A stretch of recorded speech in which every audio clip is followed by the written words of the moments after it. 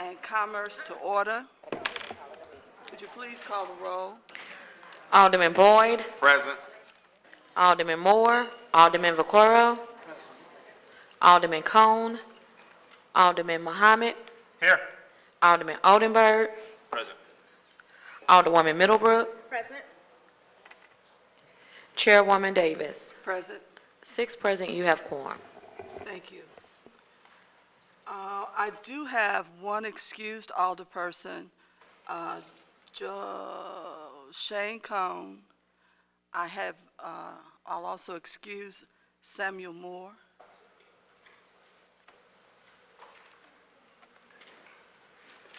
Chair asks for approval of the minutes. I would make a motion that we approve the minutes, although I don't have it in front of me, From September 24th. of September 24th. Second.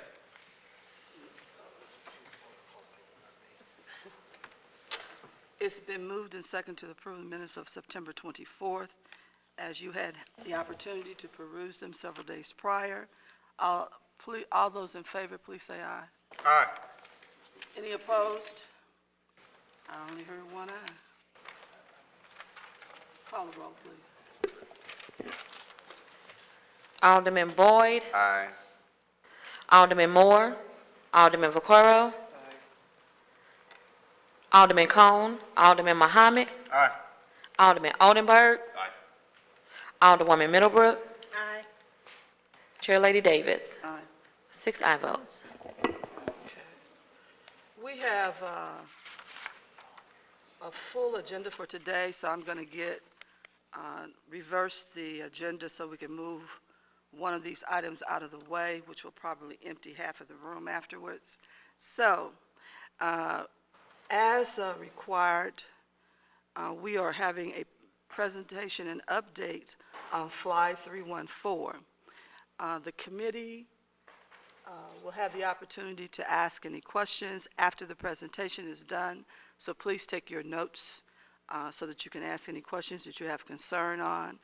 Our presenter today will be Paul Payne, with the assistance, if needed, from any other members of the communication staff or others. It's all yours. All right. Good afternoon. Thank you, Madam Chairman and members of the committee. I actually have a handout for you.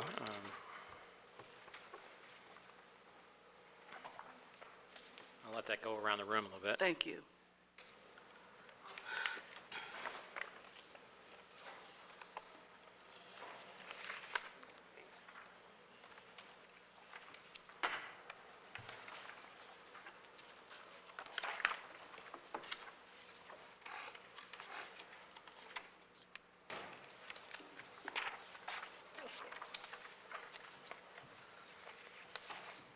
Okay, what I'm here to do today is give you a briefing on where we are and where we've been in this process, what we've done up to date, where we are today, and what looking forward. This is the same presentation I made to ENA at yesterday's ENA meeting. So it's just starting a recap of the process to date. We're currently entering the 14th month of exploration. That goes back to August of last year when we first started meeting with the consultants in this process. And as discussed earlier, we were working along a specific work areas, topic areas that we refer to as work streams. The first being airport due diligence. And what the airport due diligence work stream has been in charge with is basically compiling a lot of the financial and operational information related to the airport. And what this information has been used for is for modeling and projections in terms of negotiating with airlines and such. A lot of this has been done with the assistance of Rhonda, director of the airport, and her team, helping pull all that together. So that's been a major task in just getting the information together that's needed for this proceeding on this project. Secondly, on community outreach and communications, in the early going, we had a lot of outreach related to both residents, flyers, resident phone interviews. We did passenger interviews, questionnaires, and some outreach meetings. And then, of course, on occasion, when we have these kind of updates to Board of E&A and the Transportation Committee. Now, I know there's been a lot of talk about some of that saying, hey, well, why is it in closed session and things when we have information to give out? And I think when you're in an environment, when you're talking about a potential bidding situation, that's just the nature of that beast. And so to the extent that we can put information out related to all this, we do, and it's posted on the website as well. And you see a lot of information on the website. But there are certain parts of the communications that obviously related to competitive bidding process that would not be public yet. Under the airline use agreement, airport lease, we had a meeting with the FAA back in July of 2018. That was to inform them that we were proceeding with the process. And then since the first of the year, we've had many months of negotiating with the airlines, which resulted in a preliminary framework. Basically, that's just sort of an agreement to proceed with the process and exploring the P3 lease option, as well as that, and that was important because we needed that as groundwork for issuing the RFQ, which is what we did this past month. In the market work stream, we've basically established a base level of capital expenditures that are needed at the airport.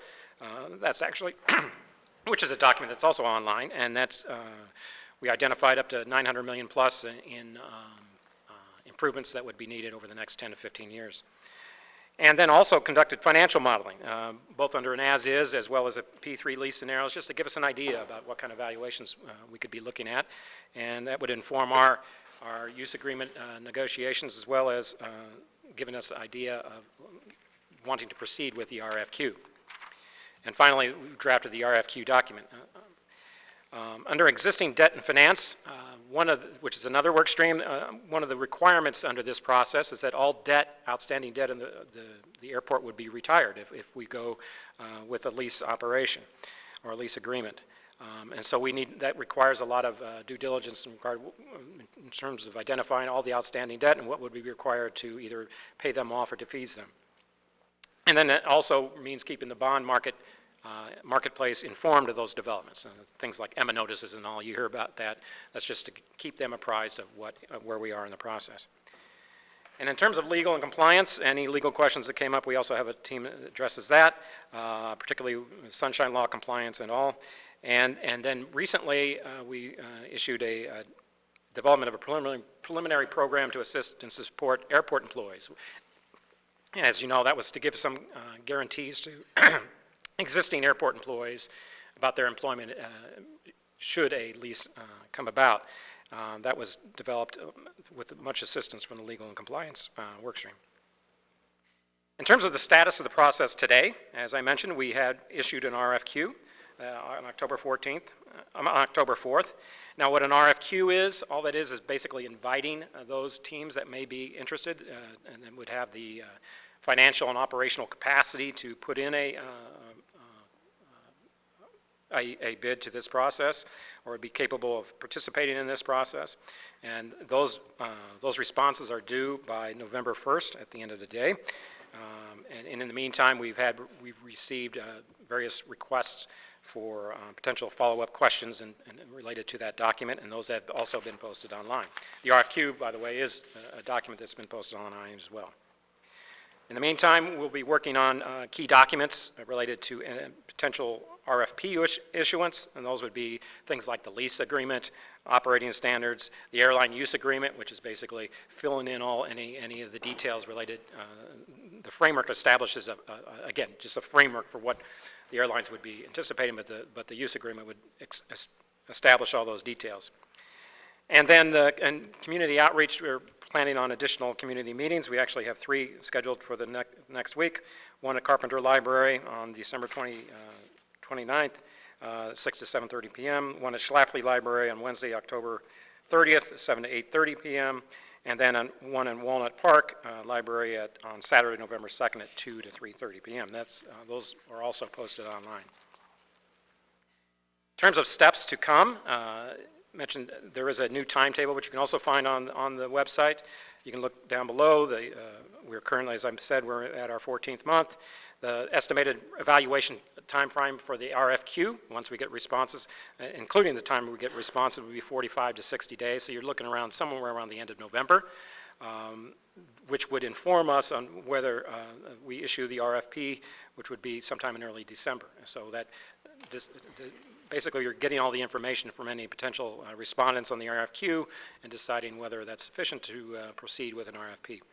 And still, the total process, when we talked about this, would be an 18 to 24-month period, and we're still within that time frame. But again, if you proceed through each step, and if you go through that, you'll probably be talking somewhere at the end of next year for any potential consummation of any deal.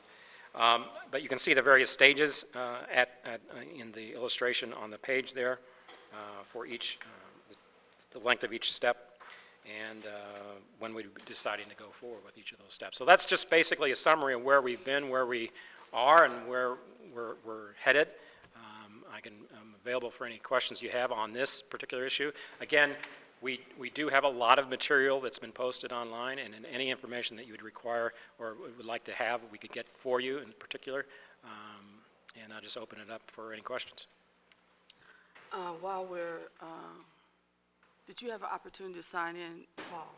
I did not. And anyone else who's going to speak on Fly 314 needs to sign up, or else I won't recognize you to speak later on. Also, we want to make sure that when we talk about online, we have a lot of comments about all of the general public not having access to online information. And so one of the things that I think is very, very important for us is to establish something else. And I've talked about that, and I think that we're working on a couple of remedies for that. And I don't know if you want to speak on that or LaJuan wants to speak on that, but we've been talking about that, and we know we have to do something else. And so I don't want people to think that we have not heard that, but that I think is very important.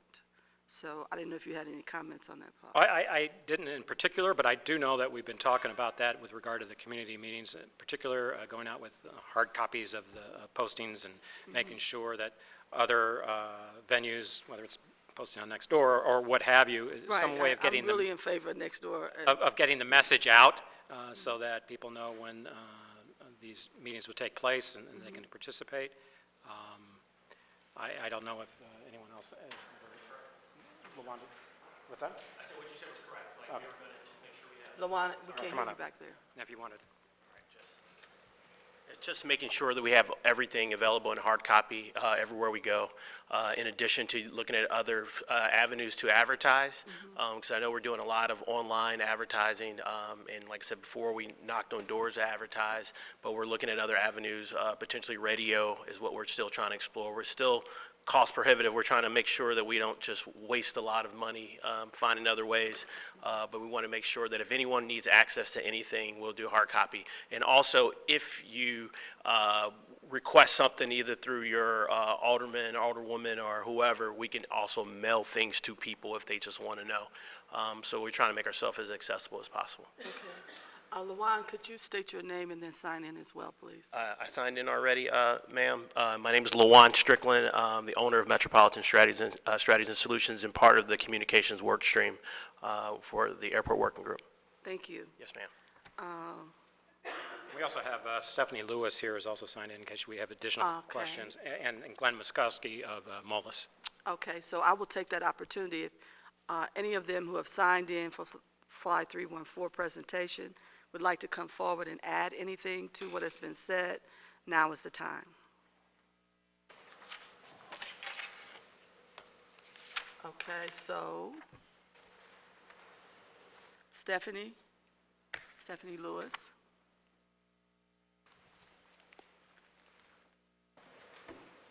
Good afternoon. I'm Stephanie Lewis. I'm Vice President with Grow, Missouri, on the advisory team and part of the communications work stream. I would like to say that we are part of the team that handles the presentations and going to the community and making the community aware of the activities so far and where we're going in the process. As it's been stated, we have several meetings coming up in October, and as requested, we will add additional meetings as the community asks. Okay. Anything else? I think that's it. Any All other right, thank questions? you. Okay. I see that we have Glenn, you're signed up. Would you like to come forward and add anything? State your name for us. Glenn Muskowski. I'm with Moelis & Company. We're the lead financial advisor to the city on the potential public-private partnership in connection with the airport. I think Paul covered everything very comprehensively. I think the only thing I'd add is that preliminary conversations we're having with potential participants suggest a healthy level of enthusiasm for the process and excitement about the opportunity. The people who we believe will respond to the RFQ represent a very highly qualified set of operators and infrastructure investors from around the world, and we're quite pleased with the level of enthusiasm for the process that the city is executing so far. Okay. All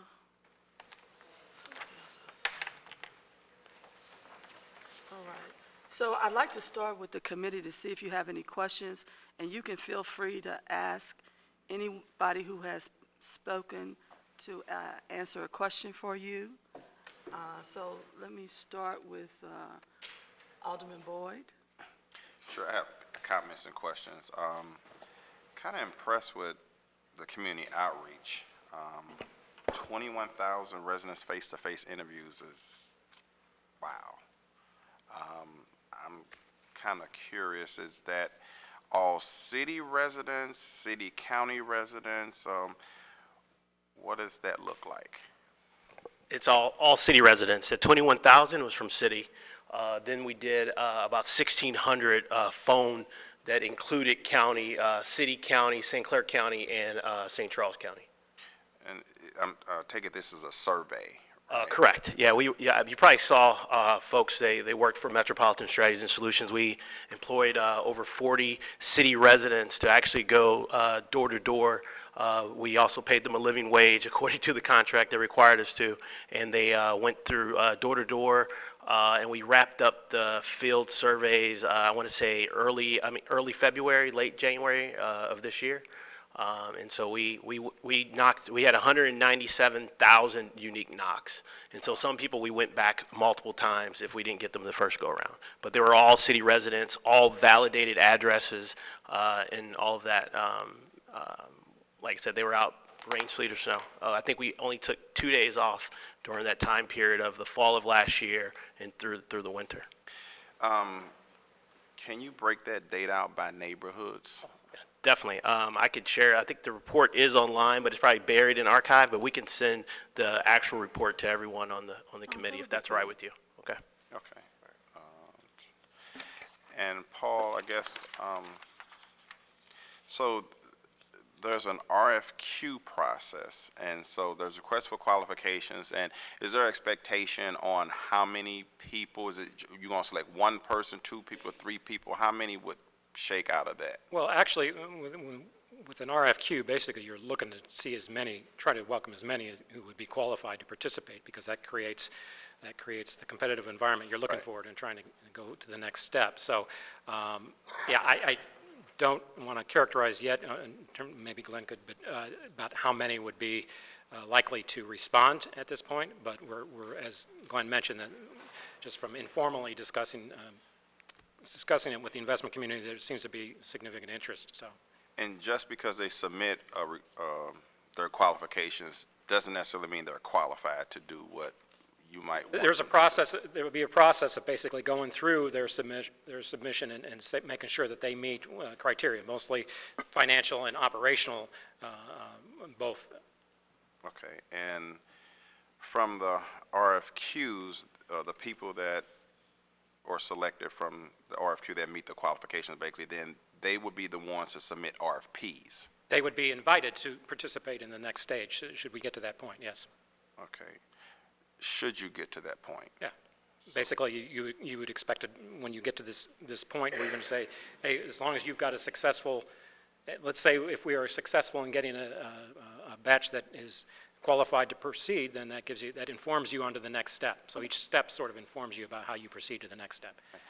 Let me ask you this, Paul. The end goal is to get a group of proposals to choose from. Is that right? Yes.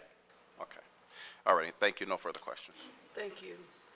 Glenn, did you have anything else you want to add to that as far as the market is concerned? Okay. Okay.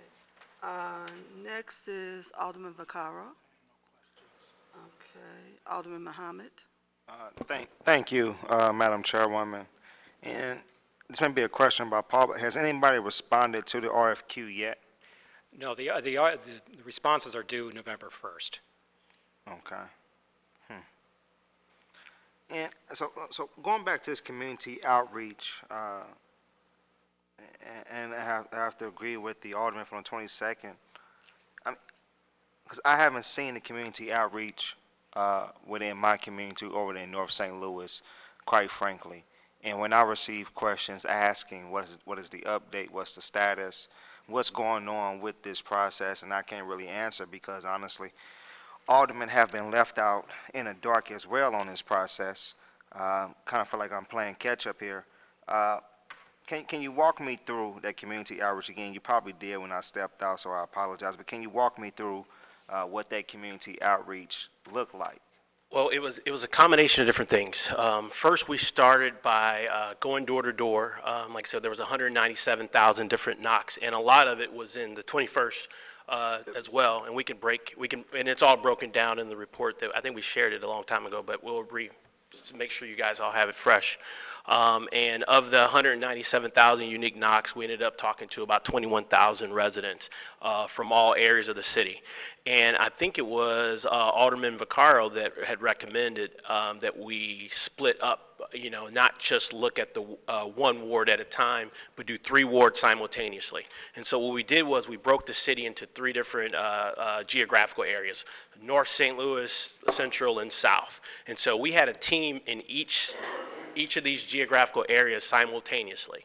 So while there's someone knocking doors in the Central, there was someone in the North and the South all at the same time, just to make sure that we touched everyone, and that the data came in not skewed. Because like a data is just a snapshot in time, and if you only knock, say, the South at one time, your data is going to look one way, and then you go to the Central, then the North. So we wanted the data to come in kind of simultaneously, just so we had good representation of the entire city.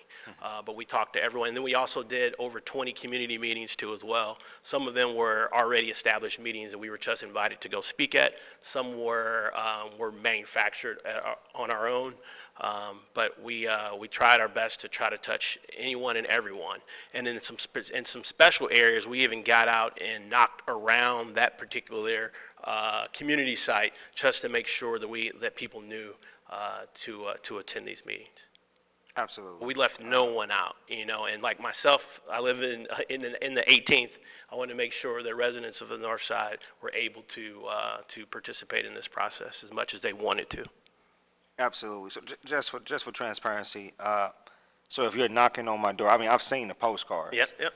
I don't think that's equivalent to actual information. True. Or actual outreach. But of course, everybody doesn't answer their door. Correct. So if you knock on my door and I answer, what would you say to me? Well, there was an actual script that was approved by the working group, and a lot of it was just, it was more generic information of just trying to figure out what the relationship of the airport to the city, what do you know about the process as it stands, that the city was going through this process.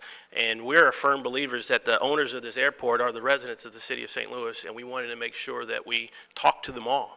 As many of them that we can, to let them know that this process is going on. So it was not a poor survey to get someone to lean a particular way or not. It was really just to grab information of who they are, how often do they use the airport, do they know someone that works there. We were really just trying to figure out what the residents of St. Louis knew about the airport and its relationship to the city. Okay, thank you. No. Paul, just my last question, Madam Chair. Can you, I know a lot of this jargon I don't understand here. Okay, So can you just walk me through these key documents that you have, lease agreement, airline use agreement, and the operating standards?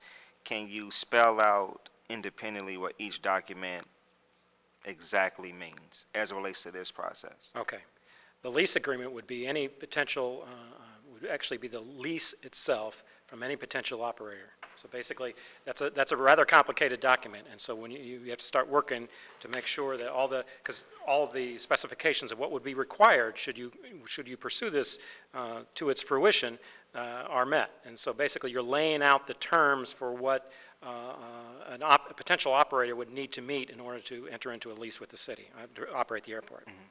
Has that been, not to interrupt you, but I am interrupting you. Okay, go ahead. Has that document been drafted yet, or some preliminary?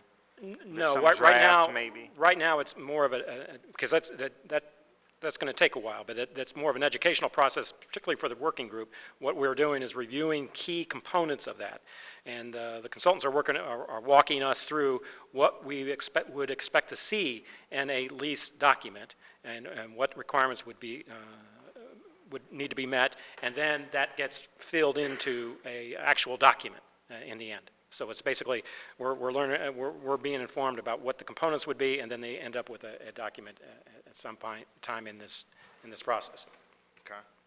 Okay, the airline use agreement, as I mentioned, I mentioned a framework, basically, that we currently have, which is basically the airlines have agreed that they agree to proceed with the exploration, so they're on board with that potential piece. But it's not written, there's not a firm agreement, and there's not any detail specific about various operating standards and things like that we expect from the airlines and they expect from any potential operator. Well, those also need to be specified, and it's similar to that, so that's how the relationship between the airport and the airlines that operate at the airport is defined, and it's very specific. So that's what the airline use agreement does.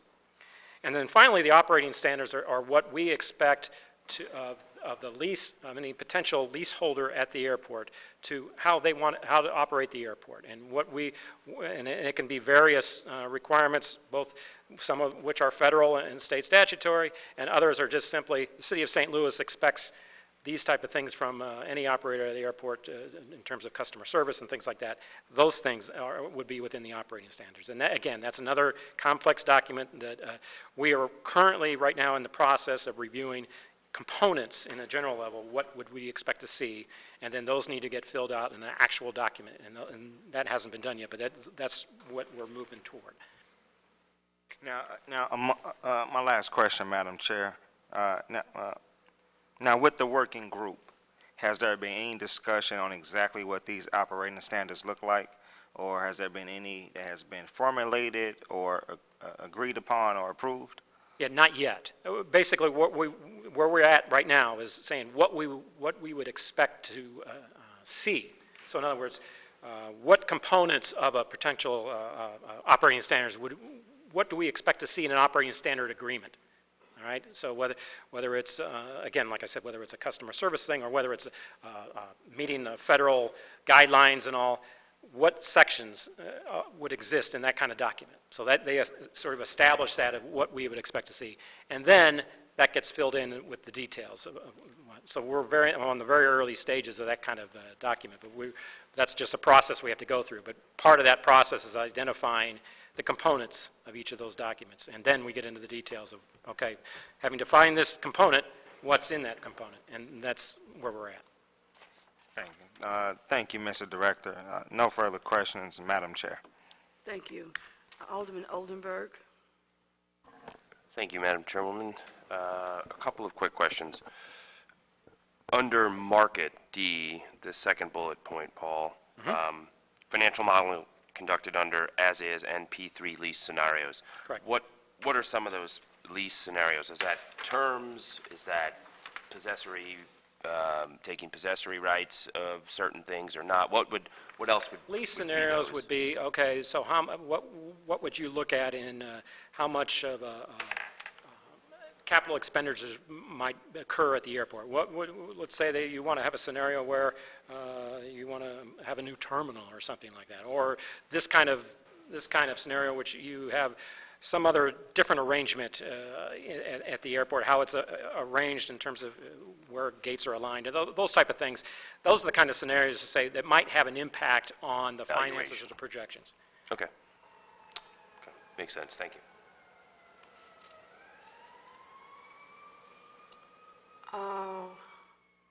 Alderwoman Middlebrook? I have no questions. Okay. I just have a couple things that I would like to suggest when you send the communications back to this committee. Could you begin that with those 11 qualifications that were initial with the application, so that people know exactly what we're working from? The guiding principles. Guiding principles. Also, could you also provide, when you break down the analysis on how many persons were contacted by ward, could you also, I'm not sure if you captured this or not, but let us know as much as you can about the surveys that you did at the airport, like, how it's the makeup of it, I don't know if you just interview people and it's just an interview and none of them were quantified in any other category, but if they were, please add that to it too, okay?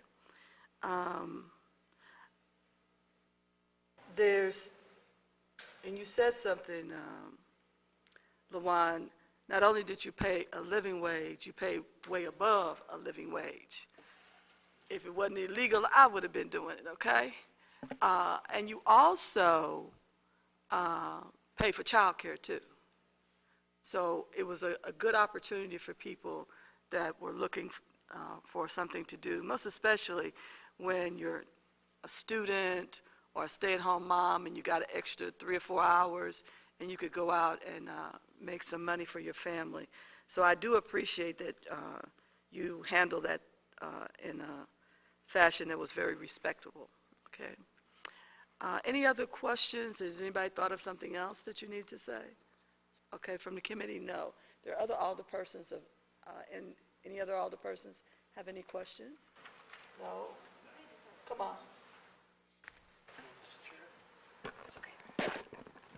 Thank you, Madam Chairwoman. My question for you, Mr. Paul Payne, and for the working group about the community outreach, in addition to looking for that information by zip code or by ward, have we done any outreach and included the business community in any of these working communications, conversations, et cetera? Because, certainly our residents are impacted by the airport, but, the airport really serves to drive economic activity for our region, and our business community is vital, is a vital component of that overall. The success of the airport and the success of our city and region. Yeah. Alderwoman, I'm glad you asked that question. We actually did a lot of business outreach. Some of those were not posted on our calendar because they were asked not to, because some of them were one-on-one, some of them were actually invited to different groups that already assemble. But we also plan to do more outreach, because the first time around we had stuff to talk about, but not a whole lot. We have a lot more substance since the last time we went back to the business community.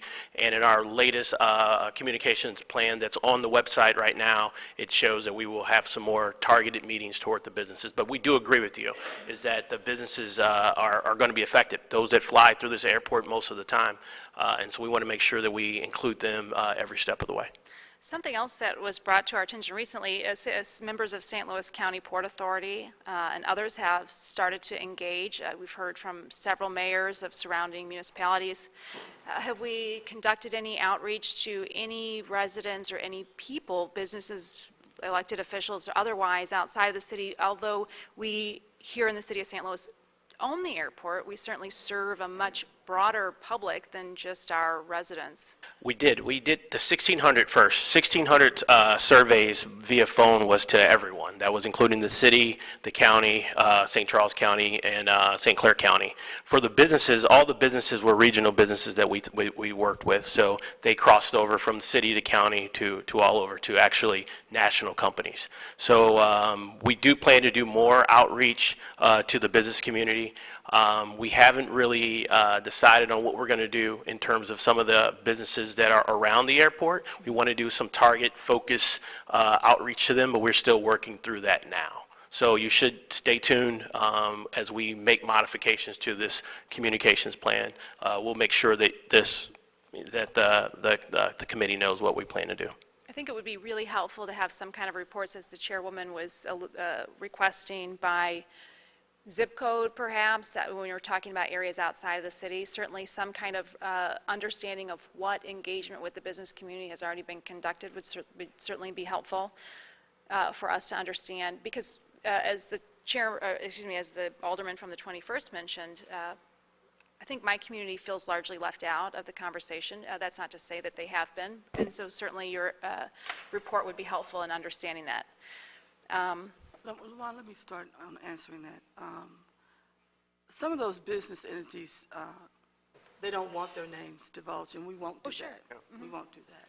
Also, the most significant large bodies that represent our economic base are very well informed, and we have mentioned that online in all of our presentations.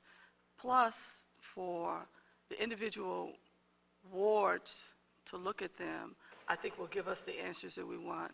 I do remember one of the meetings that was actually held in the, I think, was it the 9th or the 20th? It was the 9th. It was the 9th. It was not in the 20th. Yes, ma'am. Okay, but it was a good representation there. It There's really residents was. from both. So the immediate areas, different areas of the city, I've been very impressed by the number of people who have attended public meetings. And I'm really impressed by those who actually stay a part of the process, and with emails or texts or whatever, when they don't like something they've heard or read online, they let us know. I appreciate that. I encourage them because they should stay involved. So we will get that information out as much as we can. That would be very appreciated by myself, and I think several others who had similar questions. Mr. Payne, in your presentation here, you mentioned the establishment of a base level, the market analysis as well as a financial model. Yes. Will those two pieces be available to the general public? Not yet. I mean, simply because it's proprietary information and we're about to enter into a competitive bidding. So that's the kind of thing, as I mentioned earlier in my in my original presentation, talking about there are some things that we talked about in closed session for a reason, and a lot of the financials are one of those things that we don't disclose in an open session simply because there is a competitive bidding process going on. And will those, the model or the baseline market report ever be available to the public? Eventually, I mean, at one point or another. I mean, either this, if this process results in an actual lease to the airport, yeah, once that process is complete, everything becomes public information. However, and if it's terminated prior to that, well, then it would become public information, at least most of it, I believe. There's some NDAs related to the airlines, I think, that are out there.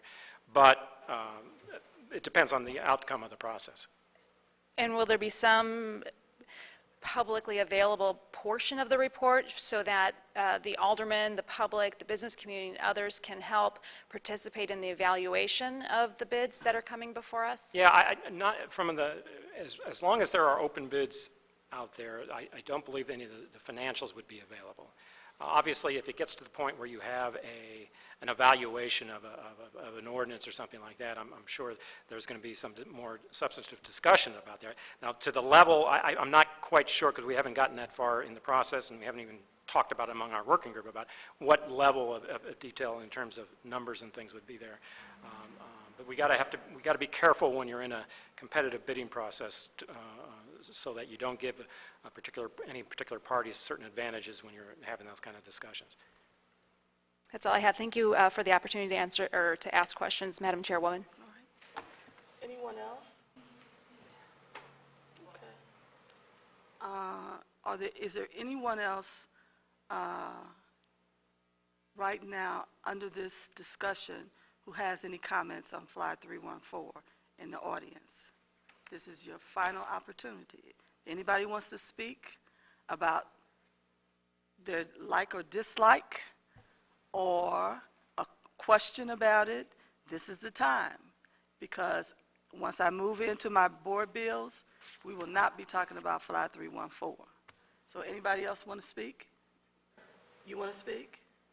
Did I see another hand?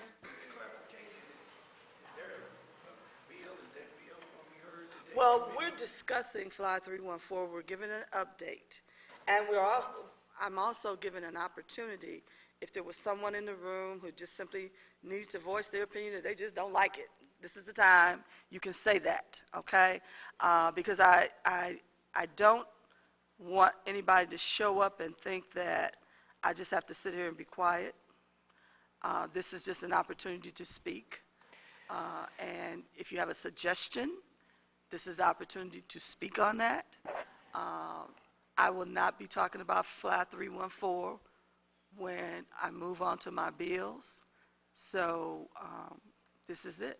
And so there will be no discussion with respect to for or against a particular bill that comes before the committee? It will, if there's a bill that you have interest in on this agenda, then you would speak at that time. And is the bill in reference to, I know there's one about a public vote, is that bill one of the ones on the agenda? Yes, that's on here. Yes. Yes. Well, I say my comments to then. Madam Chairwoman, if you don't mind, if the speaker could identify himself and who he's with for the record. Adolphus Pruitt, President, NAACP. I'm a resident of the 28th Ward, Alderman Board. Thank you. Okay. So, Madam Chairman, sorry, I did actually have a question. can you hold on 1 second? Could you come back to the microphone? Since you said what you said, technically, that does pertain to Fly 314. So feel free to speak now. Well, let me try to be as clear as possible. I am a little bit concerned about the city's ability to move this process forward and give opportunity for someone or some entity to present something to the city that may, in actuality, provide for not only a more improved airport, both physically and operational, but also provide for a significant amount of resources that can be targeted, specifically some of them, to address the issues that impact the most underserved part of the city of St. Louis, which is North St. Louis. While there's been a lot of talk about, I just heard talk about businesses and their participation in St. Louis County and St. Charles County, and unless I'm mistaken, the China Hub, Midwest China Hub Commission still exists, which is represented by all of those entities who claim that they want to have some say in the airport. I remember the last time we provided them that opportunity, including the state, we were supposed to get a cargo hub and billions of dollars in revenue for the airport and people flying in and out of China and goods and services, and that didn't happen. And so I have very little faith that that same group of individuals, whether they were represented on the commission or those who hold those positions in those prospective counties and regions, will be any better than the team that the city has assembled to date. I don't think they had the expertise they needed then. I have no qualms that the city has the expertise it needs now. As relates to, I have no issue directly as relates to a public vote. My issue with respect to a public vote is, what are we voting on? If such a vote does not quantify what we expect to see in return of a deal or a transaction that's presented to the city, and how those resources are to be distributed and reinvested into the city, then I have no need to vote on my right to vote. I already have a right to vote. The last thing is this, and this is probably even more of a greater concern, is that I want to make sure that we're not reconfiguring how this body, the Board of Aldermen, legislatively operates. As a voter in the city for a very long time, I've relied on voting for my alderperson as a representative of me and my ward to make decisions on our behalf and to work in concert with the other members on the board to a degree that they can get a majority of the board to agree with their position. If each and every time any member of the Board of Aldermen has a problem with achieving that goal and it results to us having a need to continually go to the public to vote on any and all questions that come before the board by the minorities members of the board versus the majority opinion, I just think that government is not operating as I envision it, nor as the authors of our charter did at the beginning. And so those are my concerns, and I just wanted to make sure I had the opportunity to voice them, and I appreciate your time. Hold on, sir. I think you have a question. Yes. Go right ahead, Alderman Boyd. Oh, I'm sorry. Alderman Boyd, did you have a question? Just for the record, Mr. Pruitt, are you a consultant on the project in any way whatsoever for one side or the other? Are you a paid consultant? No, but I sort of sometimes wish I was. Especially what they pay. I just want to be on the record. I appreciate that. Thank you. Okay. Alderman Boyd. You bring up some points that I keep bringing up. We cannot delegate our vote away. So even if we took a public vote, it's not binding, because even if every single person votes they want to sell the airport or lease the airport, or every single person votes they want to not lease the airport, it's going to come down to the Board of Aldermen. It's the only vote that's going to actually have a yes or no vote, which speaks to what you were saying with. I think the vote, which I'm fine with the vote, we can have as many as we want. I think they're more just feel-good kind of things, but at the end of it all, we don't really even know if there's going to be a deal, if there's a deal, what's in the deal, how's it going to impact the airport in the sense minority participation and our local, our union participation at the airport, how it affects North St. Louis, South St. Louis, where's the money going? So I think the vote that we put out is, do you think we should sell the airport or not? And everybody might say, no, we shouldn't sell it. Then they find out that, the impact in North St. Louis is going to be good. And so then a lot of the aldermen from North area say, well, even though we had this vote.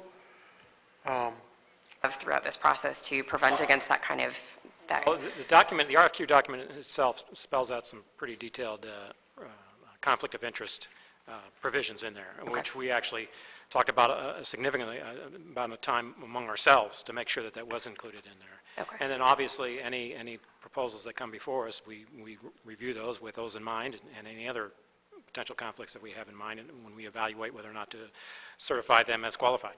okay. All right, thank you. Those are my questions. Sure. Appreciate it. Thank you. Okay.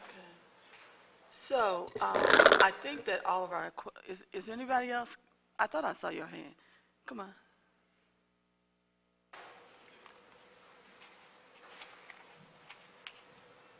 So I'm Jennifer Elam. I'm just a citizen from the 18th Ward. And I just want to make kind of a comment. I don't know if it's questions, but I feel like, the Board of Aldermen, a few of them mentioned that they feel a little in the dark about this process.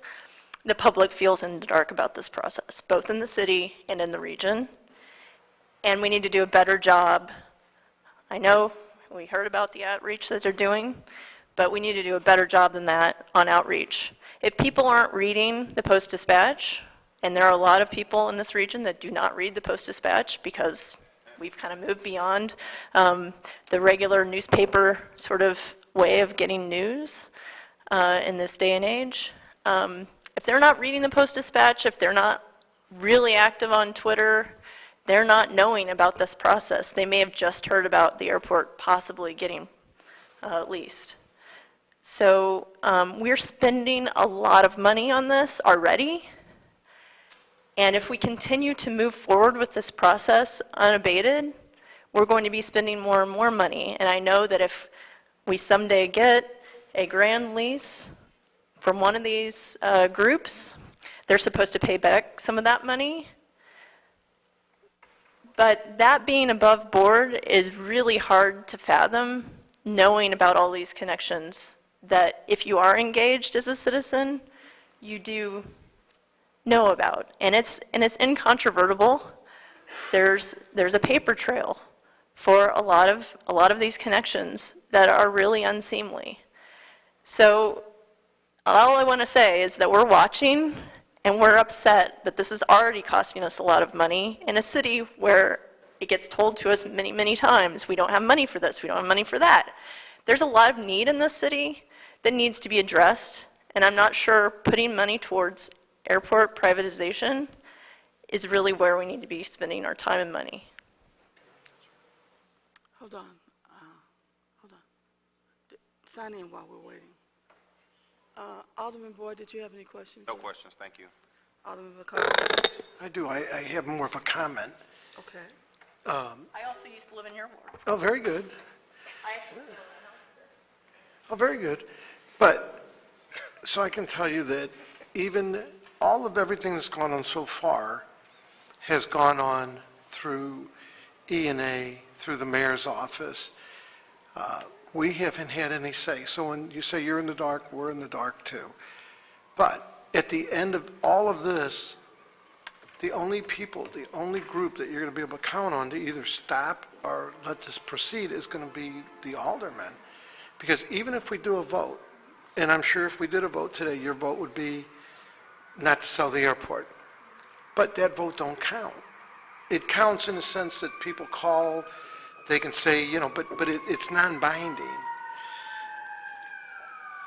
So I get that. So- Can I comment to that? Yeah, but I'll finish, just hang on a minute. It won't take me long. So Marlene sits in she's our representative in the meetings that they've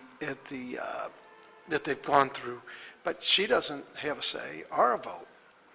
She's just there. But I open my mouth, though, and I'm not afraid. Right, but she doesn't. So I'll agree with you that we're as much in the dark as anybody. I just want to be clear that a public vote, and I would say the majority of all the public says we should not lease the airport. Lease the airport. But I just keep going back over that same circle. It's still a non-binding referendum. And I could tell you from people that have called me from the neighborhood that say, Joe, we're not supportive of that. And I can tell you, I'm not supportive. If I was to vote today, I'd say, we can't do this. Mm-hmm. But I also want to wait until we get the end process so we know what we're actually saying yes or no to. The vote is more of a feel-good kind of a, but it might let people in mass have some sort of say, but the ultimate vote still is going to come back to the aldermen. And you can go ahead, I'm sorry. No, okay, so I take your point on that, but with all due respect, when I call my alderman, when I write my alderman, I don't always get a response. I don't always get a feeling that that is an effective process. So that is why I think people want to be able to vote. Well, however, I get the point. I'm all for the vote. Say we make the case that, voting on this as an entire community, as an entire city, costs too much money and is maybe what you say, a feel-good sort of Well, it is, because thing, because it's not the binding thing. Even if, okay, so even if we made that case to people, people need to feel like their representatives are going to, in an above-board way, make a decision on this. Because it affects everyone in the city, it affects everyone in the county, it affects people in East St. Louis, it affects people in St. Charles. I mean, it is affecting the entire metropolitan statistical area and Missouri. So really, I mean, if we were really, inclusive about it, we would include a much larger discussion on this. And I know that there are those who have said, well, this is a city entity, only the city should weigh in on this. I think that that's a little short-sighted. But I'm fine if the state, the country votes on it, it still comes down to the 28 aldermen. So no matter how, that's the only point that I keep trying to get, because I know people don't like TIFs. Now, in my ward, there are no TIFs. But we also don't believe TIFs need to be there. But I think if you ask people, should we vote on every TIF? Now, we probably do about 10 of these a week. So we would have to have we would just have to leave the polls open every day. I'm not opposed to that. But Every Monday morning, you can vote on every we'd have to contract we put out. we would have to have the polls open. But I know, we are part of a representative democracy, Right. so I understand that and, point. and believe me, I can tell you, I hear the constituents in my neighborhood, and I got great neighborhood. You should move back. But we have a great neighborhood, and when I go out to the store and when I go out to eat, I have people come up to me and give me their opinion about the airport and every other thing. That's great. I'm glad you're so available. That's really good. I'd say I really like living in the 18th Ward too. So I like the city. I think living in lots of these wards is great. I think if we have more of a sense of working together rather than ward by ward, that would do us a lot of good too. So anyway, I need to go get my son at school, but Thanks for coming out. All right, thank you so much. for the opportunity. Okay, so as you are leaving, I'm going to share with you all these people, entities, and government bodies that want to have input, say-so, and directives. They need to buy in to the airport. We have owned this airport for 50-some years. We have invested in it. We currently have $640 million debt, and if you want to have something to say about it, buy in. So for all those counties and all these people who have so much concern and have not cared until they now believe that there's a possibility that we could have a better airport as far as physical improvement with dollars to pay for it, and also pay off our debt, and also have funds for the city of St. Louis for infrastructure that is needed, for improvement of communities with blight, to have better job training programs, and the list goes on and on. So until all these entities that have so much to say and think they want to tell us what to do, buy in, write a check. Minimum buy-in is $500 million, based on my calculations of how much money we have spent over the last 50-some years. I don't play when it comes to money. So understand how that looks. Minimum buy-in is about $500 million for anybody that's interested. Let's move on to the rest of our agenda, please. Anything else? We have board bills before us. Airport employees are sitting out here in abundance. Let's get them out. Board Bill 119.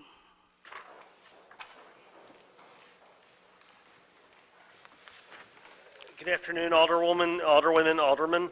I'm Robert Solarano. I'm the Airport Properties Division Manager. We're requesting your approval today for the First Amendment to 7 on-airport passenger vehicle rental concession agreements with the Hertz Corporation, Avis, Budget, Enterprise Rent-A-Car doing business as Enterprise, Enterprise Leasing Company of St. Louis doing business as Alamo, Enterprise Leasing Company of St. Louis doing business as National, and Thrifty Rent-A-Car. The premises for each of these concessionaires is a counter down in the Terminal 1, and they each get shuttle pickup locations at Terminal 1 and Terminal 2. The First Amendment extends the term of the agreement 1 year. The agreement's commenced January 1st, 2015. It will now end December 31st, 2020. The agreement also makes some adjustments to the successors and assigns clause, and in the case of the Hertz concession agreement, changes the notice provisions. Revenue to the airport is unchanged. Concessionaires pay a combination of the minimum annual guarantee or a percentage fee of 10%. The ACDBE participation goal on these contracts was 3%, and ACDBE utilization is as outlined in your executive summary. We respectfully request your approval of this First Amendment to 7 concession rent-a-car agreements. Thank you very much. These are long tenants of the airport. Each of them, yes. Any questions, Alderman Boyd? Again, this is a one-year extension, Yes, sir, till 2020. and tell me again, what do we get out? We get, Increase in revenue. no, I'm sorry, there's no increase in revenue. The rent-a-cars have paid the minimum annual guarantee. Each have a separate minimum annual guarantee plus 10% of gross receipts. So any increase in revenue would be from an increase in their business. Okay. It's a 5-year currently, so we're going to extend it for 1 more year. Yes, sir. Okay, and then is your anticipation next year to do another extension, or are you going to go out and open it again? The anticipation would be go about for bid at this point. It is a 1-year extension. Okay, and what's the point in doing a 1-year extension instead of 6 months ago going out to bid again? 1 year, it's going to take us 6 months to go through a bidding process like this as it is, and I don't think a 6-month extension would give us enough time to do another bid process like that. I'm not saying a 1-month extension. I'm saying, why not 6 months ago send it back out for bid?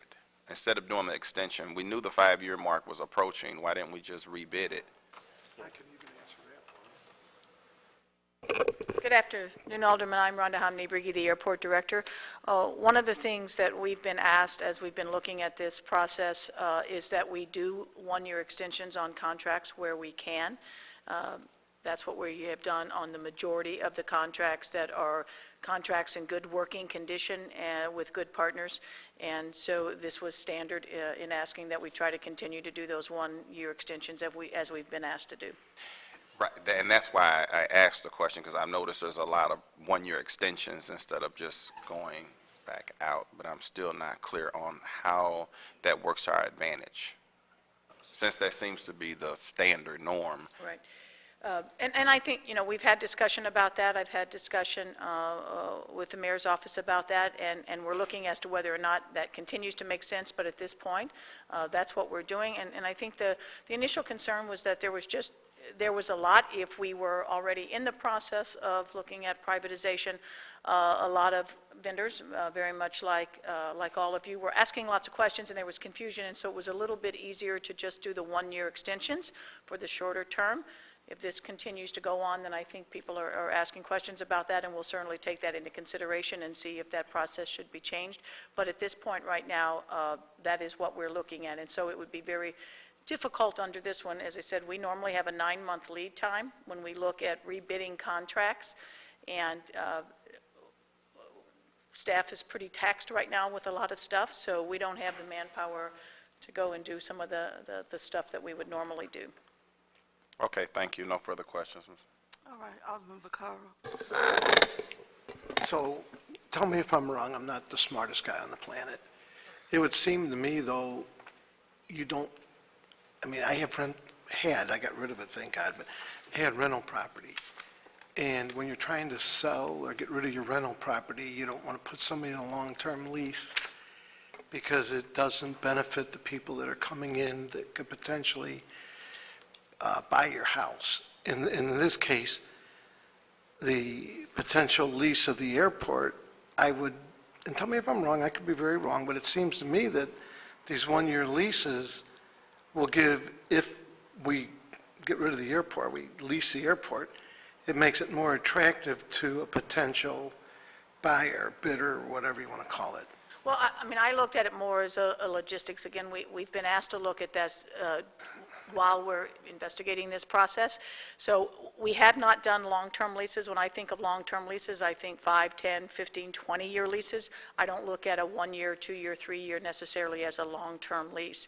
But I think, you know, in not knowing the exact time frame of this process, I think the ask was if we look at just 1-year extensions, that allows us an opportunity. Again, these are all contracts that are in good standing with the airport. We wouldn't do an extension of a contract not in good standing. But tell me if I'm wrong. I'm sorry. Tell me if I'm wrong. Are we doing these because the potential future owners, that way they can set these leases up and make the money and do whatever? I mean, are we doing this? All of our, To me, it just seems like, it seems like we're preparing to get rid of the airport, which I don't think is going to happen, but whatever. To me, it seems like these 1-year extensions, you know, go to, and again, I wouldn't, if I'm going to sell my rental property, I'm not going to put somebody in a 5-year lease, because then I limit who's going to be interested in, you know, because somebody comes along, they're going to maybe want more money for the lease than I was charging. They may say, gee, you know what, we're going to double, you know. I'm just saying, and you can tell me if I'm wrong, but it just seems to me these 1-year leases, no matter how you want to hide it or do whatever, to me it seems like these are 1-year leases to keep the airport more attractive to get rid of. that's not the reason we're doing it. I mean, we've been Well, asked then- to do this during, I will tell you Then we that, should be doing 5-year leases. well, we don't normally do 5-year leases. We normally would Oh. do a 3-year lease in most cases. The rental car company is a longer lease because that is a large contract. So most of our contracts are 3-year leases, or 3-year agreements. One of the things, all of our contracts that I'm aware of have termination clauses for 30-day termination. So whether we privatize the airport or not, those contracts could be canceled. Well, so the 3-year leases you're talking about, they don't come to the Board of Aldermen, but yet you're here for things, because anything over 3 years requires the Board of Aldermen. Right, this is an amendment. It was a 5-year lease to begin with, so it's an amendment. So yes, it comes back to the Board of Aldermen. Right, so if that's not the case, why don't we go ahead and do a 5-year lease? If we're not trying to not, I'm just speaking to I understand your concerns, what and- Alderman Boyd had to say, why aren't we just go ahead and do a 5-year lease? I understand your concerns. At this Well, I point, mean, we've I had- been asked to look at this and do the extensions where we can, and that's what we've been working under. Okay, but I'll go back to Alderman Boyd's question. What is the purpose of a 1-year lease versus a month or 3, 4 months ago, coming back to us with a 5-year lease?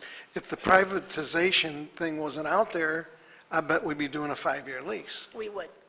Okay, that's what, thank you, that's what I see. Okay, thank you. Okay, Alderman Muhammad, No questions, Madam Chair. Alderman Oldenburg. No questions. Alderwoman Middlebrook. No questions. Thank you. I'm just going to add to that. We have an operating procedure in this process as far as privatization is concerned. The airport and its operations are a part of that process. It is important for us to have our due diligence in place so that we are not dealing with unnecessary things, no matter which way it is in the end. That is the standard procedure for any corporation that is looking at a buyout or merger or anything. That's how the process is handled. Do you have anything else? Requesting approval of the amendment. Thank you. I'll make a motion that we Please do. pass Board Bill 119 out with a due pass recommendation. Second. Moved in, No, I thought he was going to say previous roll. I was moving ahead of. okay, great. So we have it moved in second. Can we call the roll, please? Alderman Boyd, Aye. Alderman Moore, Alderman Vaccaro, Alderman Cone, Alderman Muhammad, No. Alderman Oldenburg, Alderwoman Middlebrook, Aye. Chair Lady Davis. Aye. 5 aye votes and 1 no vote. Thank you. Okay, so we have, let's do 3 bills here. Let's do Alderwoman Spencer.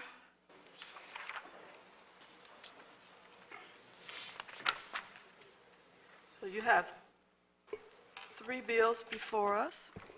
Would you like to take Board Bill 19 first? Thank you, Madam Chairwoman, members of the 2019 Transportation and Commerce Committee. I guess we'll take Board Bill 19 before us. Before we get started, I did want to acknowledge that we have here with us several members of the business community that have expressed interest in this process. I think that's a very good and healthy place for us to be engaging in our business community. Board Bill 19, a bill that would require a public vote in the event that we, as a city, move forward with the privatization of St. Louis Lambert International Airport, our city's largest public physical asset. There's been a little bit of confusion about the bill, amendments, et cetera, so I'm going to go ahead and we have before us the committee substitute, is that right? Wait a minute, I must have missed something. Well, in any case, why don't we do this? I will go ahead and give an overview of the bill. I know I've described some of this to the committee before, but... Oh, hold on. We have a committee substitute, we have a marked copy and a clean copy. Is that right? I think there was some confusion between our counsel and clerk on the bill itself. I have several copies here. If we want to take a look at the original clean copy, we can do that. I also have a board bill as amended with a couple of these. The committee may remember there were a couple of non-consequential amendments to be made to the sort of whereas clauses that did not change at all the substance of the bill. So are you saying, I want to make sure everybody has what you want us to have in front of us? Any which way, the bill that you have in front of you will work because, again, none of the changes that were made have any real consequential changes to the bill. I should actually have perhaps not confused the committee by mentioning that. Great. But we do have 2 documents in front of us. Great. The bill, we'll look at 19, which is the bill that would require a public vote if the city moves forward with the privatization of Lambert. Okay. Okay. Excuse me, Madam Chair, do we have, I don't have Board Bill 19. Yeah, we don't have. I have a committee substitute. We have, it says 19 committee substitute. So Board Bill 19. So you want us to look at Board Bill 19, not the committee substitutes? Chairwoman, it doesn't matter which one we look at really because Oh, but it does. the changes are so small, they're just little wording changes. So please look at Board Bill 19. She said look at 19. You have to do what the sponsor says.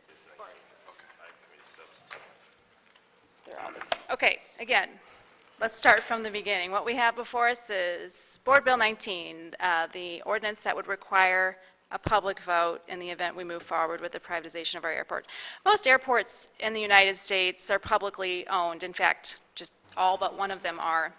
This means that they can finance improvements tax-free with municipal bonds and enjoy other public ownership perks. This is different than the perks that are involved in Europe and other parts of the world. Because the federal government puts so much money into our airports, providing hundreds of millions of dollars in grants every year, they do not allow airports to take federal infrastructure and profit on them. But St. Louis Lambert is unique in several different ways. One of which is that we were grandfathered into a revenue sharing agreement, which means that we are one of just 12 airports in the nation that gets a profit out of our airport, almost $7 million a year. We also have a very significant amount of debt, $600 million. Those 2 things combined are big hurdles that would have to be overcome by a private operator who would then be able to generate a profit on top of those 2 unique and unusual circumstances that Lambert has. As I mentioned, we are one of the publicly owned airports in our country. There are 457 publicly owned airports in the United States, and as I mentioned, we are one of only 12 that has that revenue profit sharing agreement. So in order for us to discuss why it's important for the public to engage in the question of whether or not we should privatize, we must first briefly describe what privatization actually is and how it's worked elsewhere. In 1996, Congress established the Airport Privatization Pilot Program. Participation in the program has been very limited, in part because major stakeholders have different, if not contrary, objectives and interests. In fact, only 2 U.S. commercial service airports have completed the privatization process established under the federal program. One of those, Stewart International Airport in upstate New York, has subsequently reverted back to public ownership. This was not done easily, in fact, nor was it done inexpensively. Taxpayers in New York had to foot the bill of an estimated $78 million, and that is for a very small airport compared to Lambert. The other airport, of course, is in San Juan, Puerto Rico, an airport that can hardly be compared to Lambert because of its underlying economic system there, which was largely in shambles. There was no way for the Puerto Rican government to bond out the money they needed to come back after major infrastructure demolitions because of hurricanes. We don't have that problem here. In fact, just a couple of months ago, we approved hundreds of millions of dollars in bonded debt for our airport because it is doing quite well. As I mentioned, Stewart was a disaster in its privatization process. It is literally the only airport on mainland United States that has fully privatized. Now, being a cash-strapped city, as St. Louis is often described as, and certainly is, it's easy to be allured by the promise of cash windfalls to pursue public-private partnerships with this goal in mind. Our friends in Chicago did this recently with parking, and now we have what is largely considered one of the most disastrous public-private partnerships in the country. Even that city who pulled that disastrous trigger tried twice to privatize their airports and decided against it. Privatization refers to the shifting of government functions, responsibilities, and sometimes entire ownership in whole or in part to the private sector. Many public airports privatize many aspects of their airport without handing over the full reins. For example, service contracts, many U.S. airports, including Lambert, outsource many non-core operations such as landscaping, concessions, and other things that we've done here and have engaged in quite well. If what we wanted to do was improve functions at Lambert, we could do so under privatization in a partial sense. In fact, we could even hand over the entire management of our airport under a partial privatization model that would still leave the public asset in the hands of the public.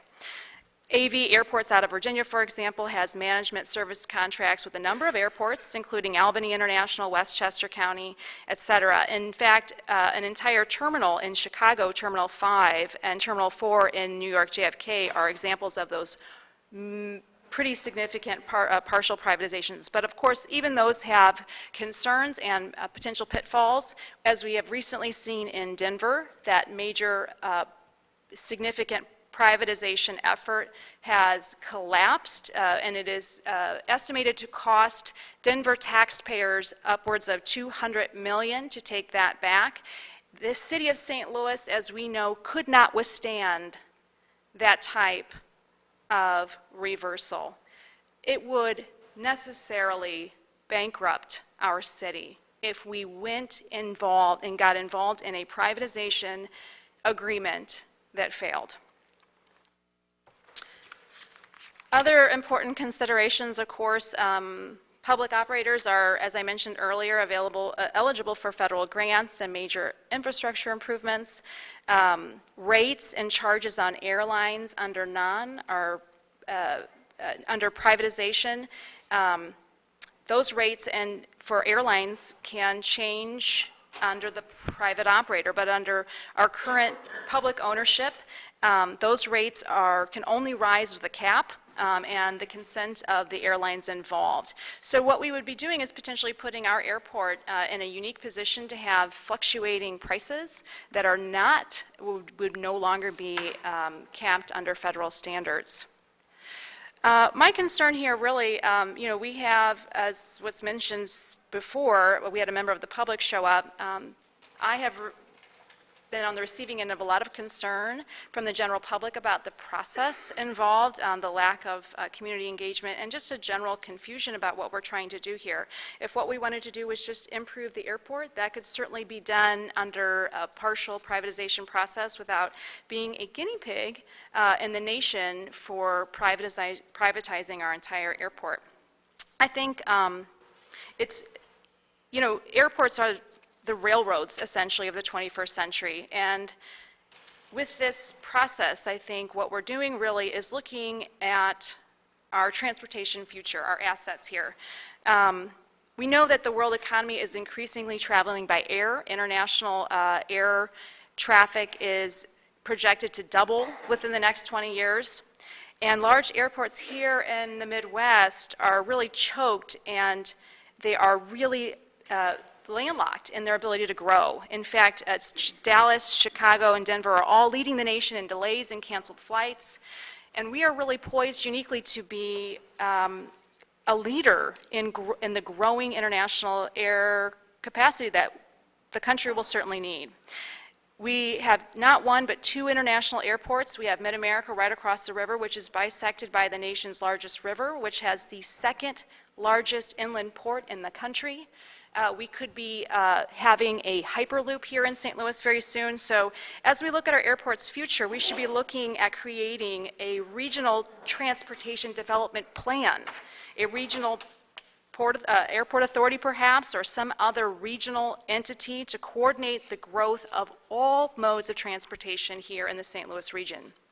Most importantly, we need to be looking at this decision as a way of putting our city back on, yes. Could I ask you to speak more directly to the board bill? I will. Madam Chair, while you interrupt, I just want this to be on the record. I have to leave. I gotta pick up my kid. Can I be excused? You may. Thank you. We'll miss you, Alderman, from the 21st. Thank you for your questions previously. If you have any questions of me, you know where to find me. Absolutely. I'll wrap this up. We are asking, should we privatize our airport? But this is the wrong question to be asking. We should be asking, not can we make a quick buck for our city, but how can our region's aviation's assets be used to maximize the growth of our regional economy? And putting this question before the general public opens up this process to public discourse that we haven't seen thus far. And I think that providing a path for public engagement that relies on the public to help us make a decision at the end of the day is most prudent at this point. The question has come before the committee, has been declared that this bill may in fact only result in an advisory vote, a non-binding vote.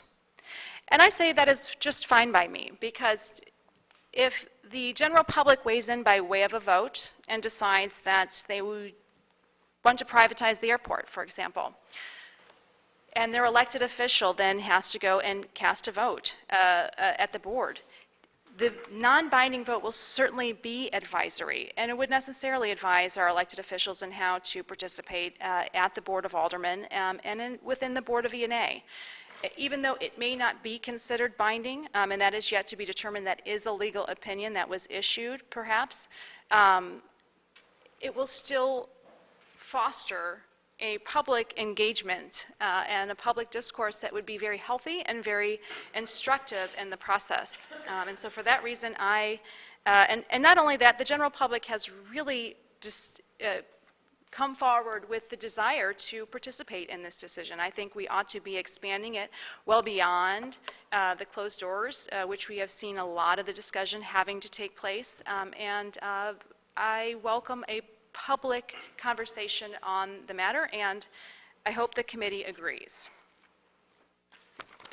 And with that, Madam Chairwoman, I will entertain questions, of course, from any member of the committee. Alderman Boyd.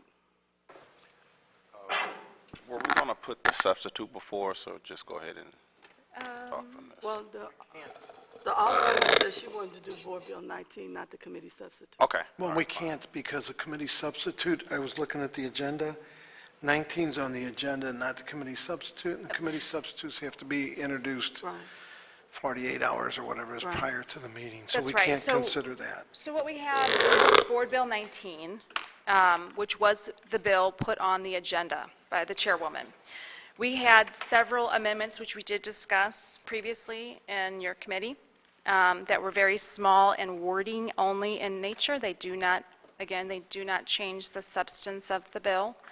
And if the chairwoman would like to have Board Bill 19 before us, the amendments, and an as-amended version, if they so pass, we can proceed in that manner. So you have an amendment as well? The amendments that we have discussed previously that were requested by the committee that acknowledge that the airport privatization pilot program did change its name when Congress reauthorized the FAA in October of 2018 and included provisions that changed just a little bit the airport privatization pilot program, including its name.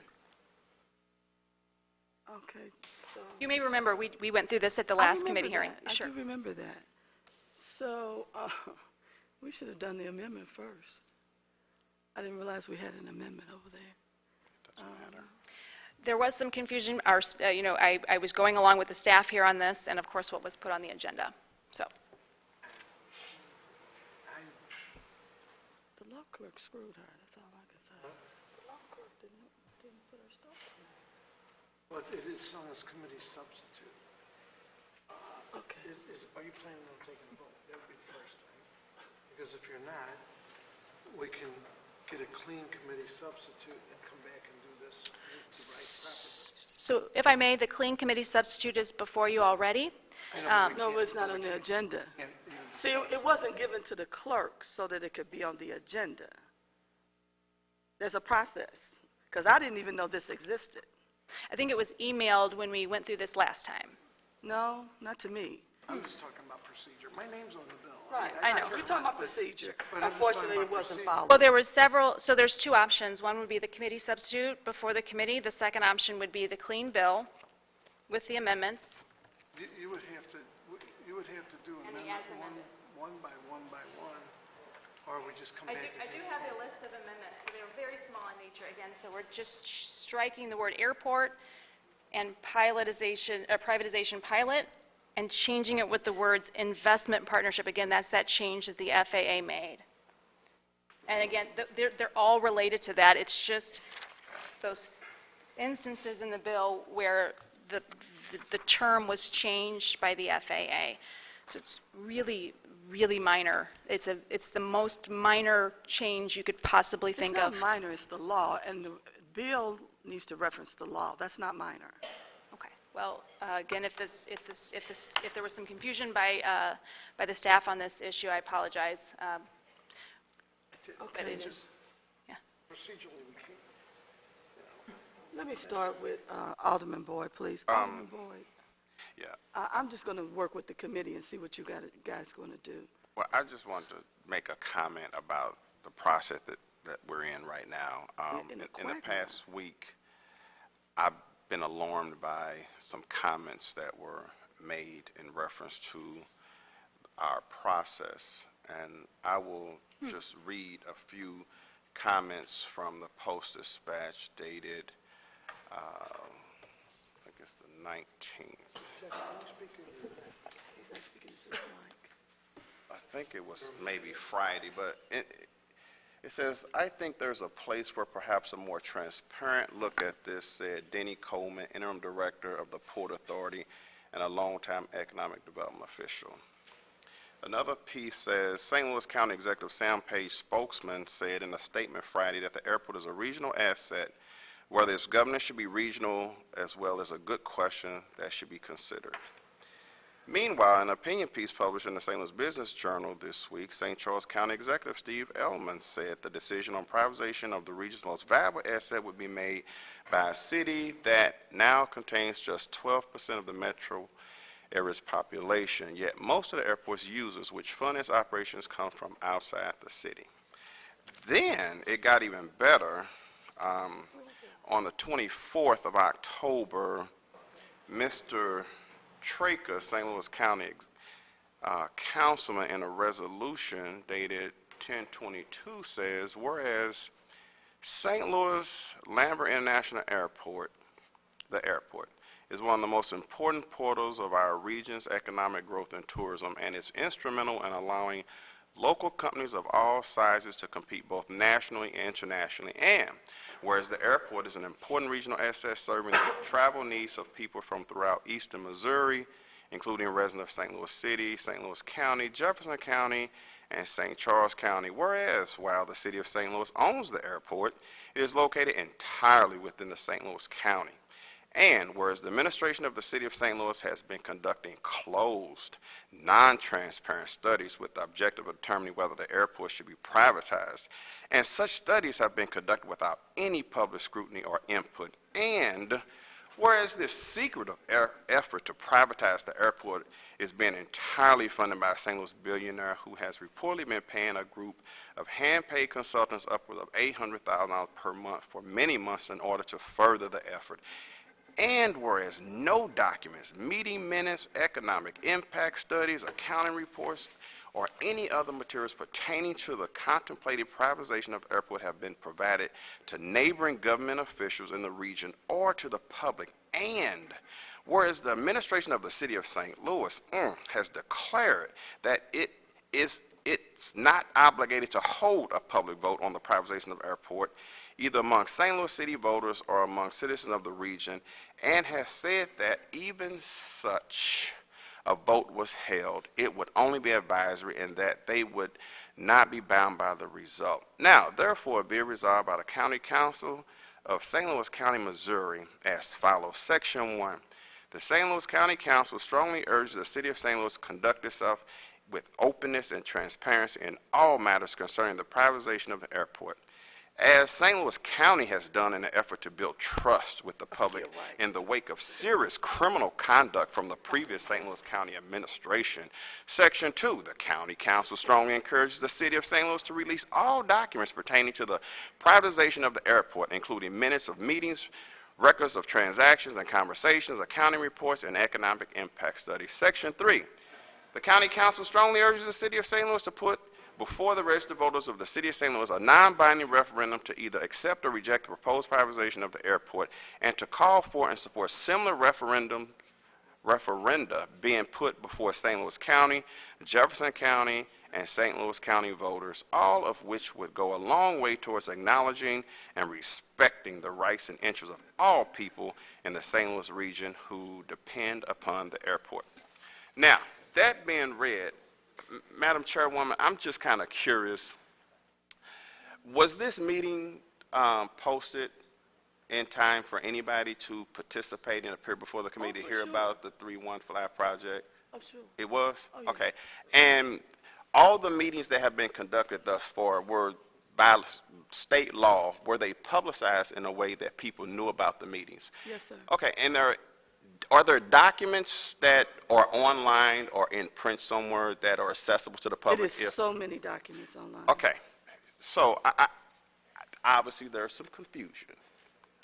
And I would really appreciate if we could call upon Mr. Denny Coleman, County Exec Sam Page, and County Executive Steve Elman, if they would appear before the committee to speak on this bill, to demonstrate their support for it and how we have kind of missed something. I really would appreciate hearing from them, since this is a regional effort in which they are saying, please come before us and talk about why we should listen to what they have to say. Because this is a regional effort. I mean, the St. Louis International Airport serves this whole region. The city of St. Louis, by the way, are indebted over $600 million. I haven't heard anybody adding anything, and I just really think out of fairness, out of transparency, because obviously they don't think that we've been transparent, that they will please be encouraged to appear before this body and encourage us and talk to us and have dialogue about how we continue to move in the process. Madam I would Chairwoman, really if I ask may? respectively if that can happen before we take a vote on these bills today. Madam Chairwoman, if I may, as the sponsor of the bill, I would welcome that conversation, and I would welcome our regional leaders to come before and ask questions and be a part of the process. I think that's an excellent suggestion by the alderman from the 22nd Ward, and I would respectfully defer my bills until we have a more regional conversation about it. Then I would bring in, I think that'll help clean up that committee substitute. You can keep my name on there too, but I think that cleans up. I do have a comment based off what Jeffrey said. Can you hold on a second? Sure. Are you done? I'm requesting that they appear before the committee if they're really, truly interested in this process. I want to make sure that they have every opportunity to speak to us. Let's just start making a list, because I'm trying to get the committee's pulse here, because I don't want to say anything because I'm a little upset. So Alderman Boyd, anything else? No, those three people. Okay. Alderman Vaccaro. No, I have a comment based off of what Alderman Boyd said, and thank you, Alderman Spencer, for, not rushing this process and doing it. I know you weren't for the Scott, or whatever they call it now, the hockey place, but the county, Scott Trade Center, formerly. well, now it's called the Enterprise Center, whatever it is, but the county still is yet, even though they celebrated, made all the money that you could make off hotels and everything else, they've yet to say, they weren't very interested in being very regional when it came to helping pay, what it took to get that thing up to date. In fact, they didn't put anything in it. The state did, we did, We've been paying for and it would have been really nice if, while they're on the regional thing, maybe we can get them to put some money into some of these city stadiums and stuff so that we don't bear the full burden, because the people that come here and the people that we're celebrating is very regional, yet we're bearing the cost. So I'm glad that they're thinking regionally, and if, Mark, if you print that, that's great. Glad to see them thinking regionally for us. Tell them we'll be looking forward to some help on some of the stadiums. Wow, okay. And I'm with, again, I thank the Alderwoman for being willing to hold on to this just a little bit longer. Okay, so next is Alderman Oldenburg. I don't have any questions, Chairwoman, other than I think I kind of agree with the sentiments here. I think that there's going to be a regional perspective. Let's wait and hear from those who represent various constituents in the region. If a vote is in fact a survey, let's hear from them in order to get a regional pulse. I think that's a good step forward for the city to say we're committed to cooperating on regionalism in an asset. That being said, also, let us not forget the city owns that asset. And it makes us probably then a very large landowner in St. Louis County. So, yeah, let's hear from those leaders of that area regarding our process here. Can I add one more thing? While we're asking them, why don't we ask them to help us pay for the vote? That would be really nice. If they want to, and we can have a vote across the nation if they want, but it's very expensive. Maybe while they're thinking regionally, they could help us pay for the vote to put this on the ballot on what would be considered a non-binding referendum. I'm sorry, I said I didn't have any questions, but I actually kind of do of the sponsor, if that's okay. I mean, Alderwoman Spencer, I know that this has been a pursuit of yours, and I applaud you for that. Can you talk to me about, because I feel like at the moment there is a lot of interconnectedness to a couple of the bills that you have on the agenda today, and I feel like that they really are, even though we take bills up separately here, I really do feel like there's an interconnectedness to talk about. Is there an ability to table these bills that are interconnected here, what I would say is 1977 and 93, so that as a collective committee here, that we can avoid some of this confusion, so that we can, to use your words, so that we can clearly provide a path that involves public engagement.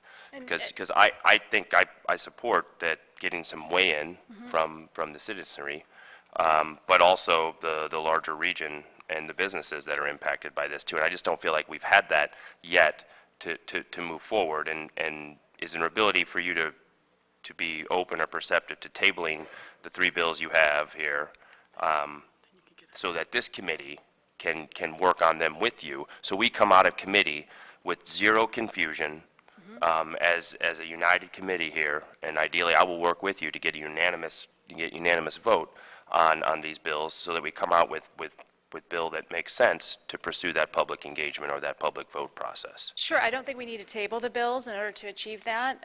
We can certainly defer the bills until we can engage in that process. I don't think that tabling them necessarily gets us there, but certainly I've always been available to work with you or any member of the committee. Well, I think The 3 tabling them bills- doesn't, I mean, effectively, I think that preserves your bills, just to say. In essence, it doesn't kill them. What it does is it allows and forces this committee to do that very important work on coming out of committee with consensus on the right public engagement path. So that's why I was asking. I would not if be in you'd be favor of receptive tabling the of bills. that. What I would consider doing is putting them on hold.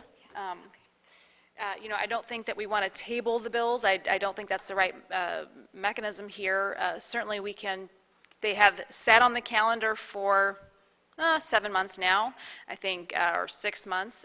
Certainly leaving them there leaves all options open. I think that's the appropriate way to move forward in a collaborative manner. They are interrelated. We have one bill which would be an ordinance requiring a public vote. The second would be one that would be a charter amendment change to require a public vote. And then the third is a direction to city government to apply for what became a federally available grant in the amount of $750,000. It became available when Congress reauthorized FAA and slightly changed some of those provisions of the privatization pilot program to overlay with a study that would be available to the public before a decision would be made, unlike the work that's being done right now, which, as we heard earlier, would not be something that the public could really engage in. One of the issues is not that the paperwork hasn't been available to the public. The issue is that the paperwork that we're given is of no substance, very little substance. So there's really not a lot that we can really gauge what this would actually do for the city, our residents, and the region as a whole. So I think from that perspective, that third bill would come in play to help us really parse through some of the particulars here that we're looking at and the objectives of this process. So I would not be in favor of tabling the bills, but I would, of course, be available to work with you and the entire committee to get that unanimous consent that you're looking for. Yeah, I understand that. I mean, I just would like to be more part of it, and I feel like if we move to table this bill and it receives favorable consideration, there'll be the good amount of work that all of us, I mean, Alderman Mohammed has stipulated that he doesn't feel like he's been part of the process in the dark. I feel like that would cinch us, all of us, to come out with what is a very fine bill that brings a vote or brings a public engagement process to the people.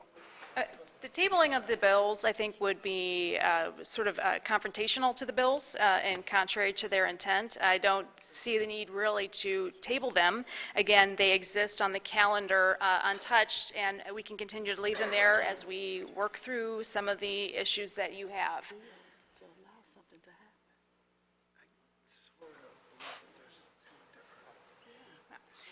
Again, I mean, tabling bills would really present a challenge then to getting them out of committee. I really don't think we need to present an unnecessary challenge to the bills at this point. And I think leaving them as is something I'm amenable to, obviously, working with the alderman from the 22nd, with yourself, alderman from the 16th, on addressing some of those issues.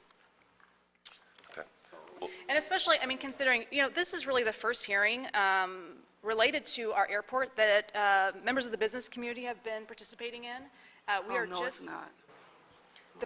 This is the first Transportation Committee hearing that I'm aware of, that I participated in personally on my bills. And everybody at these meetings. Understood.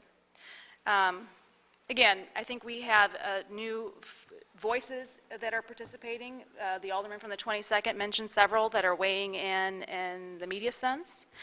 That's a very good thing. I will agree that putting them on the side is amenable path forward, but tabling them really says to the public that we don't really want to hear these right now. And I think that would be an I would unfortunate. disagree with that. I would say that it says that the work of this committee wants to come forward with a public engagement process. Because I think the alderman from 22nd voiced concern that he'd like to hear from some more regional leaders before this committee takes some action on those bills. And is that something that you would agree that Sure. this committee would hear from those leaders before it takes action on? I would agree that would be a path forward and one that I would support. We haven't tabled bills at the Board of Aldermen here, to my knowledge. I'm unaware of that procedure being used for any bill. It would be I mean, I unusual think it's and also unnecessary step, Yeah. one that isn't necessary to move forward in the path described by the alderman from the 22nd and the path described by you, alderman from the 16th. Sure. Okay. So I urge the committee not to consider such an unusual maneuver, an unusual step that is unnecessary to achieving the goals stated before us. Yeah. Well, I mean, it's provided within our rules, so I think from a definitely is. procedural matter, Sure. what I would argue is that it sits this committee, who's tasked with doing the work of transportation and commerce, with coming up with a bill that achieves precisely what I think you're trying to. It's an unnecessary a move that isn't necessary, and it would be the first time I would be aware of that happening in my entire 5 years down here. Banner day down at the Board of Aldermen some days. So, you've spoken, I'm sorry, I got lost. My child needs something. Alderwoman Middlebrook? I have no comments. I have a couple of comments. So,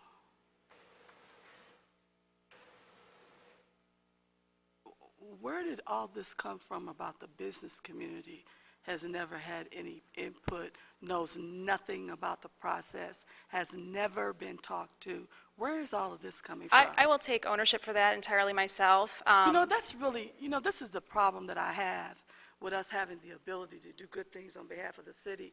When we put all this bad misinformation out here, it's not healthy to the public. Then we get the public all riled up about something that is not true. And not only is it not true, you didn't even ask anybody. And then aside from that, if you look, and all those people who talk about social media all the time, it's right on there who we've talked to.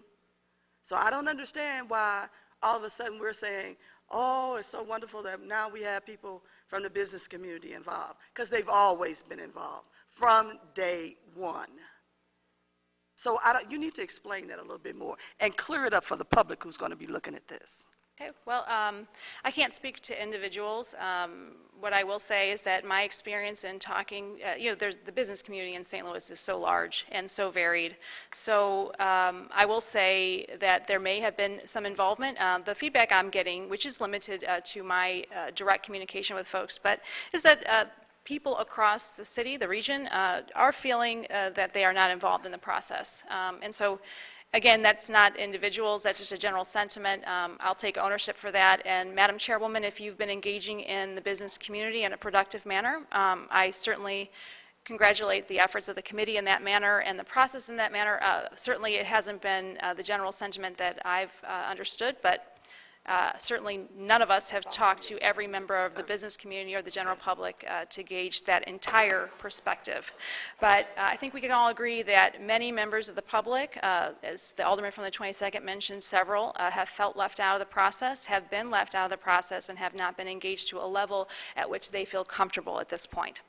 And that is up to that individual alderperson to determine how much time and effort that they want to be involved in order to support their community. All meetings are public. I know I'm available to anybody to answer any questions that they may have. So is all the members of the working group. There is nothing that could not be answered if someone simply asked a question. And if they didn't want to ask a question directly to an individual, just go online and read it. So everybody needs to stop it. Just simply stop it. This, you know, this is not the time. This city needs too much. This region needs too much. This is not the time for all this nonsense. It is not. Now, you have 3 different bills here. I thought that was a good recommendation to try to pull all this together so that we'll have something comprehensive. It's not getting the community all confused with all this different stuff. And I definitely want to bring those folks in here. Because, see, if they want to have some say-so, write a check. That's how I see that. And if you don't write a check, go somewhere and sit down and shut up. So wait a minute, where were we at? Sit down so I can get my head together. I don't want you to leave. I'm trying to get my head together. So, are you making a motion? Well, I mean, I think in light of things, I mean, would this committee entertain that? Is what I would like to say, is that can we table Board Bill 19, as I think so. I would move that we table Board Bill 19.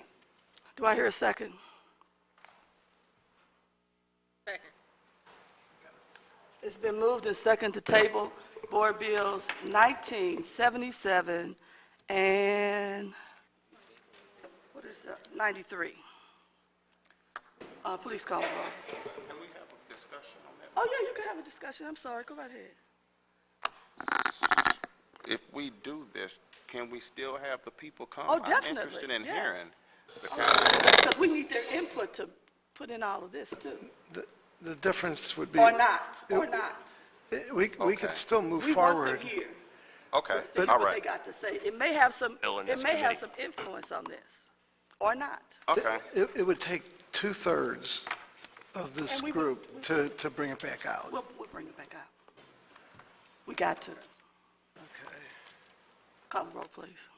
Alderman Boyd. Aye. Alderman Moore. Alderman Vaccaro. Aye. Alderman Cone. Alderman Muhammad. Alderman Oldenburg. Aye. Alderwoman Middlebrook. Aye. Chairwoman Davis. Aye. 5 aye votes. Thank you.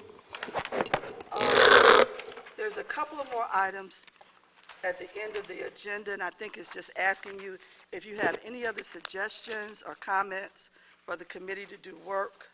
I still haven't done your tour yet, and I got to do that. I know. So Rhonda, please send me 2 dates we can choose from for the tour for the committee. I'm sorry. Could you please send us 2 dates for the tour for the committee? Yes, ma'am. So we can choose from it. Yes, I Chairwoman. appreciate that. Anything else? Do you have preference on days of the week by any chance that might be better for the committee? Mondays are usually better because we don't normally have committee meetings on Monday. Okay. Yes. Okay. But we do Tuesday, Wednesdays, and, or use my date, Thursday. Okay. Yeah. Yeah. Okay. Yeah. Okay? Understand all the more reason. Anything to make sure else? then that we come up with a great, Hearing nothing, meeting is adjourned. not on my